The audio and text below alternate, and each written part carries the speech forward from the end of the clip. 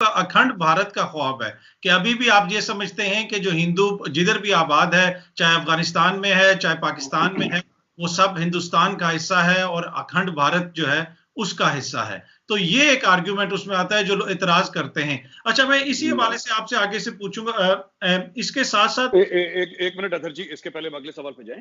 CAA अलग है, अखंड भारत अलग है। सीएए का अखंड भारत से कोई चीज नहीं। और मैं तो ये चाहूंगा कि जो पाकिस्तान में मुसलमान हैं, पाकिस्तान के जो मुस्लिम्स हैं, मैं उनको ये बोलूंगा, जो मेरे भाई बहन देख रहे हैं प्रोग्राम, उनको तो ये बोलना चाहिए कि ये तुम्हारा सीए, हमें इसकी कोई जरूरत नहीं है। उनको ये कहना चाहिए कि पाकिस्तान तो तुमसे बहुत अच्छा है, हमें क्यों आना है इंडिया, हमें नहीं चाहिए तुम्हारी सिटीजनशिप, भागो यहाँ से।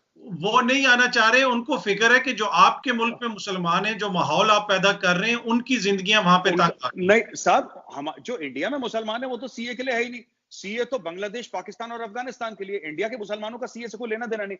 उसका एक्चुअल नाम जो था वो फॉरेन सिटीजनशिप अमेंडमेंट एक्ट रखना चाहिए था इंडियन गवर्नमेंट को।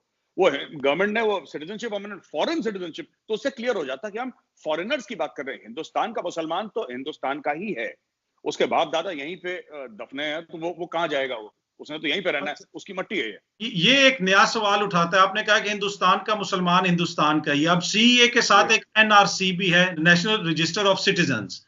अब उसको आप इससे अलहदा नहीं देख सकते। जब आप लोगों ने आसाम में रजिस्टर निकाला, उसकी लिस्ट आई, उसमें से तकरीबन 20 लाख लोगों को आपने गैर भारतीय करार दे दिया, उनकी सिटीजनशिप ऑलमोस्ट वापस ले ली, और उनमें से मेजॉरिटी मुसलमानों की है। तो अब अगेन ये जो दोनों चीजें मिलके आप जो है मुसलमानों को टारगेट कर रहे हैं जी। एनआरसी का ये मामला है कि जैसे आपके यहाँ नाडरा है ना, पाकिस्तान में नाडरा है ना, नाडरा डिसाइड करता है कौन पाकिस्तानी है कौन नहीं है। इंडिया में नाडरा जैसा कुछ नहीं, तो इंडिया कुछ बना रहा है। क्या असम में जो काउंटिंग हुई थी सिटीजन्स की एनआरसी के तहत, क्या वो परफेक्ट थी? नहीं, वो परफेक्ट नहीं थी। क्या उसमें गलतियां थी? जी हाँ, उसमें कई गलतियां थी, क्योंकि हम लोग पहली बार कर रहे हैं ऐसा। मतलब पहली बार नहीं कर रहे इन द सेंस कि असम में ही हुआ है, एक अलग जगह। असम में बहुत बांग्लादेश से इन्फिल्ट्रेशन है। असम में जो है ना मामला, मैं आपको बताता हूं, वहां के जो लोग थे, और Assam is a Hindu majority state. Assam के हिंदुओं ने बोला कि बांग्लादेश से कोई ना आए, ना मुसलमान आए, ना हिंदू आए। असम का मामला कुछ अलग है बिल्कुल मामला। इंडिया में जो एनआरसी लागू होने की बात चल रही है, उसमें आपको 15 डॉक्यूमेंट्स, 15 से भी ज्यादा, 15 या 20 डॉक्यूमेंट्स, मुझे याद नहीं है, ऐसा आप दे सकते हैं। आप अपना राशन कार्ड दे सकते हैं, आप अपना आधार कार्ड दे सकते हैं, आपकी यूनिक आइडेंटिटी है, नेशनल आइडेंटिटी, जैसे आपका भी नेशनल आइडेंटिटी कार्ड होता है, आधार कार्ड आप दे सकते हैं, आप अपना पैन कार्ड दिखा सकते हैं, आप अपना ड्राइविंग लाइसेंस दिखा सकते हैं, आप बच्चे के स्कूल का सर्टिफिकेट दिखा सकते हैं, आपका कोई लाइफ इंश्योरेंस की पॉलिसी है वो दिखा सकते हैं, मेडिकल इंश्योरेंस की पॉलिसी। 15 चीजें हैं जो आप दिखा सकते हैं। और अगर कुछ भी ना हो आपके पास, कुछ भी ना हो, फिर भी वो ये फैसिलिटी आपको देता है कि भाई अगर आप गांव के रहने वाले हैं, गांव की पंचायत लिख दे, या पंचायत भी नहीं लिखती तो गांव के 3 बंदे ये कह दें कि साहब ठीक है, गौरव आर्या जो है या अतर काजमी साहब जो है ये इस गांव के हैं, हम इनकी कहानी खत्म। अगर कोई ऐसा बंदा बोले कि जी मेरे पास 20 डॉक्यूमेंट में से एक डॉक्यूमेंट भी नहीं है। इंडिया में, आपको पता नहीं पाकिस्तान में ऐसा होता है कि नहीं, इंडिया में अगर आपको फोन का सिम कार्ड भी लेना है ना, मोबाइल फोन का, आपको उसके लिए भी डॉक्यूमेंट देनी पड़ती है। आप उसके बिना आपको फोन का सिम कार्ड नहीं मिलता। यानी कि वो 20 लाख लोग हैं जो आप असम की बात कर रहे हैं, उनके किसी के पास फोन भी नहीं है, मोबाइल फोन एक छोटा सा नोकिया का।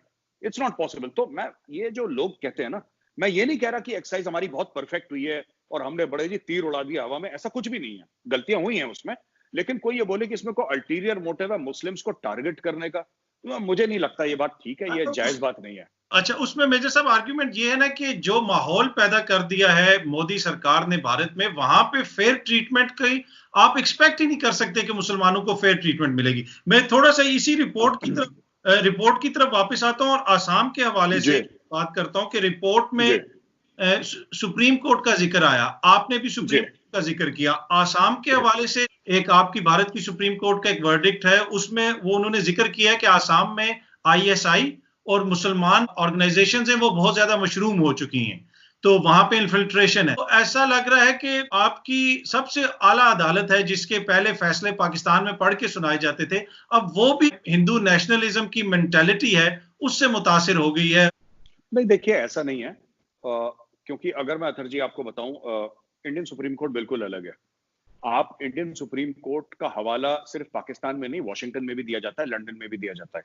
और कोई ये नहीं कह सकता कि हमारी जो कोर्ट है वो किसी भी तरीके से कॉम्प्रोमाइज, मैं आपको एग्जांपल देता हूं, जैसे पाकिस्तान में नवाज शरीफ की पार्टी के आपके नून लीग के जो जियाले थे, वो सुप्रीम कोर्ट में चढ़ दौड़े, उन्होंने जजेस को चेंबर से निकाल निकाल के मारा था। कुछ 10 साल पहले हादसा हुआ था, उससे पहले जब नवाज शरीफ वाज देयर।